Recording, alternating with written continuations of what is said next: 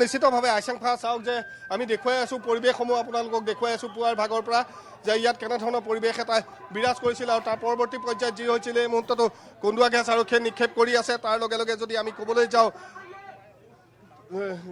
যে যি শিলাবৰ্ষণ সেই শিলাবৰ্ষণ চলি আছে আৰু তাৰ লগে লগে আৰক্ষীৰ লোকো যথেষ্ট আহত হৈছে। এগৰাকী আৰক্ষী বিষয়া তেখেতৰ গাটো দেহতো আমি তেজৰ চেকুৰা দেখিছোঁ এই মুহূৰ্তত। ঠিক তেনেধৰণে কেইবাজনৰ মূৰত আঘাতপ্ৰাপ্ত হৈছে। গতিকে আৰক্ষীৰ কেইবাগৰাকীও আহত হৈছে। সম্পূৰ্ণ পেণ্টত যদি তেওঁ চাই যে তেজৰ দাগ আছে, কিছু সংখ্যকৰ মূৰত আঘাত পাইছে। গতিকে এনেধৰণৰ পৰিৱেশ পৰিস্থিতি হৈ আছে সমগ্ৰ ইয়াতে।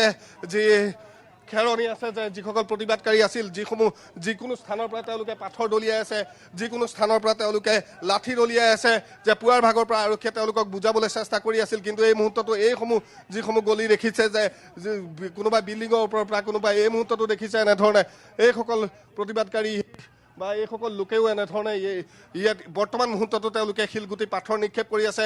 সকলোৰে হাতে হাতে লাঠি আছে। কিন্তু কথাটো হ'ল আৰক্ষীয়ে বাৰে বাৰে বুজাই আছিল পুৱাৰ ভাগৰ পৰা তেওঁলোকক এই স্থানবোৰ আঁতৰি যাবলৈ বুজাই আছিল। কিন্তু পৰৱৰ্তী পৰ্যায়ত তেওঁলোক যেতিয়া আঁতৰি যোৱা নাছিল, আৰক্ষীয়ে সামান্য পৰিমাণে তেওঁলোকক লাঠি চালনা কৰিবলৈ উদ্যত হৈছিল। আৰু সেইখিনি সময়তেই তেতিয়াই আচলতে তেওঁলোকে ওলোটাই আৰক্ষীক আক্ৰমণ কৰে, আৰক্ষীৰ গালৈ শিলগুটি নিক্ষেপ কৰে, লাঠিৰে আৰক্ষীক খেদি আহে। গতিকে তেনেধৰণৰ এক পৰিৱেশ পৰিস্থিতিৰ সূচনা হৈছে। আৰু বৰ্তমান মুহূৰ্ততো দেখিছে যে আৰক্ষীৰ লোকসকলে যথেষ্ট আচলতে সতৰ্কতাৰে গোটেই পৰিস্থিতি নিয়ন্ত্ৰণ কৰাৰ বাবে চেষ্টা অব্যাহত ৰাখিছে।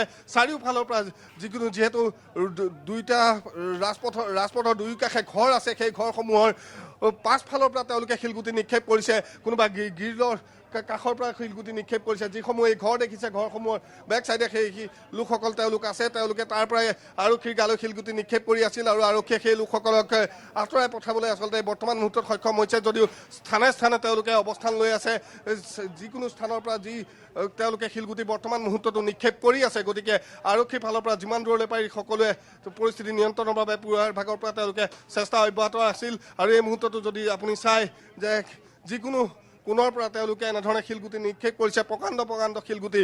আপোনালোকে যদি চাই এইসমূহ পাথৰ এনেধৰণে আৰক্ষীৰ গালৈ তেওঁলোকে মাৰিছে। এই মুহূৰ্তত এগৰাকী মহিলা আৰক্ষী আমি দেখুৱাবলৈ চেষ্টা কৰিছোঁ যে তেখেত আঘাতপ্ৰাপ্ত হৈছে, তেখেতক এম্বুলেঞ্চ দি লৈ যাবলগীয়া হৈছে। এগৰাকী পুৰুষ আৰক্ষী আমি দেখিছিলোঁ, তেখেতো আঘাতপ্ৰাপ্ত হৈছিল। এই মুহূৰ্তত এগৰাকী মহিলা আৰক্ষী আমি দেখুৱাইছোঁ যে তেখেত যথেষ্ট আক্ৰমণত গুৰুতৰভাৱে তেখেত আঘাতপ্ৰাপ্ত হৈছে। তেখেতক এম্বুলেঞ্চত এই মুহূৰ্তত লৈ যাবলগীয়া হৈছে। এয়া হৈছে পৰিৱেশ খেৰণিৰ, যে এই পৰিৱেশ চাওক কি ভয়ানক পৰিৱেশৰ সূচনা হৈছে। যে এগৰাকী মহিলা আৰক্ষী এনেধৰণে আগত আৰু কেইবাজনো আছে বুলি তেওঁলোকে কৈছে, যে আগত কেইবাজনো আছে, আমাৰ চকুৰ সন্মুখতেই আমাৰ কাষতে কেইবাজনো আৰক্ষীৰ লোক আঘাতপ্ৰাপ্ত হৈছিল আৰু আগত কেইবাগৰাকীও আছে। গতিকে এনেধৰণে আৰক্ষীৰ লোকসকল আঘাতপ্ৰাপ্ত হৈছে। আৰু তাৰ লগে লগে যদি আমি ক'বলৈ যাওঁ সম্পূৰ্ণ পথছোৱা এই মুহূৰ্ততো যদি চাবলৈ যায়, ক'ৰবাত তেওঁলোকে শিলগুটি মাৰিছে, ক'ৰবাত পাথৰ দলিয়াইছে, আৰু ঠিক তেনেধৰণে আৰক্ষীৰ গালৈ বটল নিক্ষেপ কৰিছে। গতিকে ভয়ানক পৰিৱেশে বিৰাজ কৰিছে। গতিকে আৰু কেইবাজনো আৰক্ষীৰ লোক আঘাতপ্ৰাপ্ত হৈছে। সেইসকলকো বৰ্তমান মুহূৰ্তত এম্বুলেঞ্চৰ জৰিয়তে তেওঁলোকক লৈ যোৱাৰ ব্যৱস্থা কৰা হৈছে চিকিৎসা প্ৰদান কৰাৰ কাৰণে। ইতিমধ্যে আমি দেখুৱাইছোঁ যে এগৰাকী মহিলা আৰক্ষী আঘাতপ্ৰাপ্ত হৈছে, ঠিক তেনেধৰণে কেইবাগৰাকীও আৰক্ষীৰ লোক আঘাতপ্ৰাপ্ত হৈছে।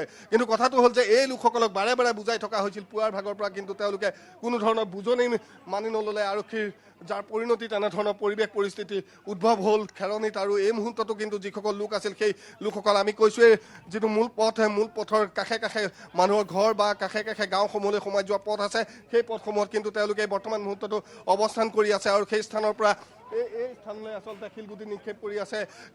ইয়াতে সকলোৱে আচলতে পৰিস্থিতি নিয়ন্ত্ৰণৰ বাবে বাৰে বাৰে চেষ্টা কৰিছিল, যদিও আৰক্ষীৰ বুজনি বা জিলা আয়ুক্তৰ বুজনি, কোনো ধৰণৰ আয়ুক্তৰ বুজনি কোনেও মানি নললে। আৰু দুগৰাকীকৈ লোক আঘাতপ্ৰাপ্ত লোক আছে। গতিকে তেওঁলোককো আনিবলৈ বৰ্তমান মুহূৰ্তত এম্বুলেঞ্চ অনা হৈছে। গতিকে এই পৰিৱেশ আচলতে খেৰণিত। গতিকে আমি দেখিবলৈ পাইছোঁ যে কেইবাগৰাকীও লোক আঘাতপ্ৰাপ্ত আৰক্ষীৰ লোক যিহেতু আঘাতপ্ৰাপ্ত হৈছিল, এনেধৰণে এম্বুলেঞ্চত তেওঁলোকক লৈ যোৱাৰ ব্যৱস্থা কৰা হৈছে। গতিকে এয়া হৈছে খেৰণিৰ পৰিৱেশ।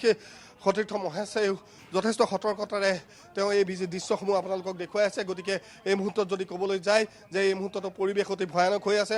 যিখন দলঙৰ কথা কোৱা হৈছিল, কপিলী নদীৰ ইটো পাৰে কাৰ্বি লোকসকল আছিল, সেইসকলক বুজনি দিয়াত তেওঁলোক কিন্তু আঁতৰি গৈছিল। কিন্তু এই যিসকল অনা কাৰ্বি লোক আছিল, সেই অনা কাৰ্বি লোকসকল কিন্তু আঁতৰি যোৱা নাছিল।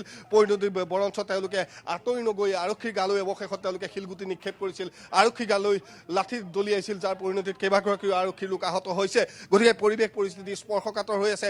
আশা কৰা হৈছিল যে আজিৰ দিনটোত যিহেতু মন্ত্ৰীগৰাকী আহিছিল, মন্ত্ৰীগৰাকীয়ে কাৰ্বি সম্প্ৰদায়ৰ লোকসকলক তেওঁ বুজনি দিছিল বা আলোচনাৰ কথা কৈছিল যে ত্ৰিপাক্ষিক আলোচনা এটা হ'ব, সেই কথা তেওঁলোক সহমত প্ৰকাশ কৰিছিল আৰু তেওঁলোকে আমৰণ অনশন ভংগ কৰিছিল আৰু পৰৱৰ্তী পৰ্যায়ত আৰক্ষী বুজনিৰ তেওঁলোকে সেই দলঙৰ সিটো পাৰ এৰি গুচি গৈছিল। কিন্তু এইফালৰ যিসকল লোক আছিল তেওঁলোকে এই স্থান পৰিত্যাগ কৰা নাছিল, বৰঞ্চ ওলোটাই হাজাৰ হাজাৰ লোক সমবেত হৈছিল আৰু সমবেত হৈ পেলাই তেওঁলোকে প্ৰতিবাদ সাব্যস্ত কৰিছিল আৰক্ষীৰ বিৰুদ্ধে। আৰক্ষীয়ে বাৰে বাৰে বুজাবলৈ চেষ্টা কৰিছিল, কিন্তু আৰক্ষীৰ সেই বুজনি তেওঁলোকে মানি লোৱা নাছিল, বৰঞ্চ আৰক্ষীৰ গালৈ তেওঁলোকে হাতে হাতে লাঠি লৈ খেদি গৈছিল, যাৰ পৰিণতিত আৰক্ষীয়ে তেওঁলোকক লাঠি চালনা কৰিবলৈ বাধ্য হৈছিল বা লাঠি চালনা কৰিব বিচাৰিছিল। আৰু সেই সময়তেই তেওঁলোকে কিন্তু ওলোটাই আৰক্ষী গালৈ শিলগুটি নিক্ষেপ কৰে, আৰক্ষী গালৈ লাঠি দলিয়াই, আৰক্ষী গালৈ বটল দলিয়াই। গতিকে যাৰ পৰিণতিত কেইবাজনো আৰক্ষীৰ লোক আহত হ'বলগীয়া হৈছে, মহিলা আৰক্ষীকে ধৰি কেইবাগৰাকী লোক আহত হৈছে। গতিকে এই ক্ষেত্ৰত এই পৰিৱেশ পৰিস্থিতি যথেষ্ট উত্তপ্ত হৈ পৰিছে। আমি এই মুহূৰ্তত পৰিৱেশসমূহ আমি আপোনালোকক দেখুৱাই আছোঁ যে এনেধৰণে আৰক্ষী বৰ্তমান মুহূৰ্ততো ৰাজপথত আছে।